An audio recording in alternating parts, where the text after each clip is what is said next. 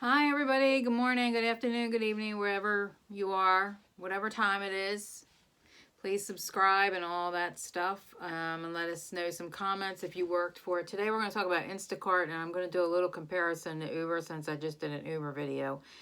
So, I did Instacart for about a year and a half, and I did it during COVID. Too, I did it before COVID and then after COVID. So, I'm going to do a little comparison.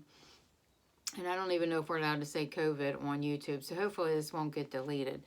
But anyway, I love the whole concept, and I loved it when it was a little company. They treated us shoppers a little better, but now they've gotten so big after COVID with everybody ordering groceries that you're kind of indispensable. So the good thing about Instacart is you can sign up to be a regular employee if you want. We have like Wegmans around here where in my area, and they have a lot of, and Shoppers also, Shoppers and Wegmans. I don't know where you're at, but those are the two grocery stores that do mainly hire Instacart shoppers on a permanent basis. And I gotta tell you, they don't pay a lot. So they're not in my book as a moneymaker. They're more like if Uber is slow, then I might turn on Instacart. But I don't rely on them for my main money, except during COVID. COVID, they were off the chains. It was 3 or 4 times higher than normal. But I doubt that it's ever going to get that extreme again. So my little COVID story I'll tell you later. But starting off, you are an independent contractor, as again, it's sort of kind of flexible because they're only open when the stores are open. And which is usually the grocery store. Some of the grocery stores start at 6. When I was doing it, it was like 8 o'clock. They were starting. So they would turn on the shopper app at 8 and then usually end at 8 or 9 o'clock at night. So it depends. Now, they have grown since COVID and they expanded their stores. They're like everywhere now. They're doing pretty much everything except for Target because Ship owns Target.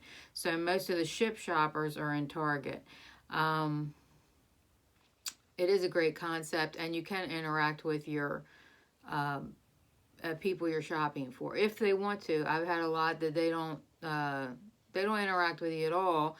Matter of fact, you need them to interact, and they don't interact. You need them to answer you on what their substitutes are, and they don't answer you at all. So it's good and bad, and some people can get on your nerves. You have customers that drive you crazy. They will run you ragged back and forth in these stores, and the main tip I have for you is to know your store. Once you learn your store, you know where everything is, then you get faster and you can make some money.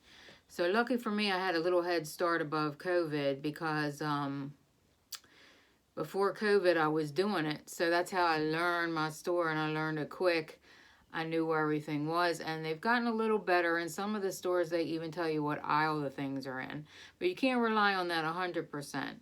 When I first started, we even had Whole Foods, but of course Whole Foods sold Amazon, so we don't have Whole Foods on there anymore either. That's how long ago I did this. And it was very funny watching this whole thing progress during COVID because I went from like $25 an order to $100 an order, and people were tipping because they were so thankful to have somebody shopping for them because people were so paranoid about going in the stores. And the first 2 or 3 weeks, man, I was making like $1,400 a week doing grocery shopping, more than Ubering. And of course, all good things end.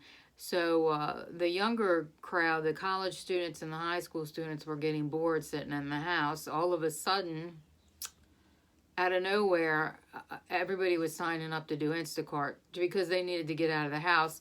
Everything else was shut down. Most of the businesses were closing. They lost their job. So it became insane, and you also became indispensable, unfortunately. I did get deactivated, and because they didn't no longer need me. They had like major people coming out of nowhere, everybody doing it. And the funny thing is we had all kinds of people doing it, and they used to laugh at me because I would be doing this every weekend.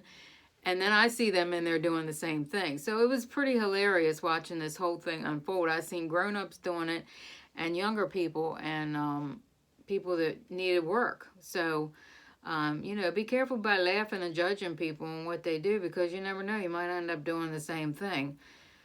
So, would I recommend this job?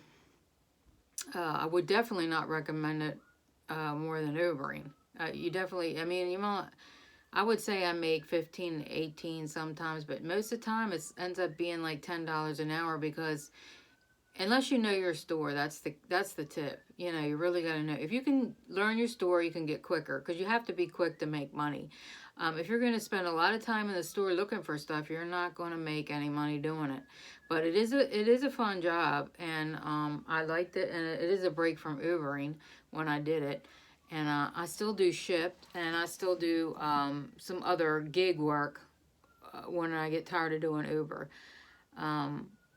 But yeah, that's my tip. I don't do it anymore, of course, because I got fired. But so I don't think I have anything else to say on that. If you can think of anything to say, you want to contribute your views,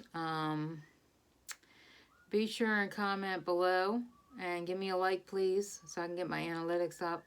Appreciate it, and I hope this helps somebody. I'll probably do another Instacart video on what you need, or some other things on what you need that might be helpful to do Instacart. Okay, take care, everybody.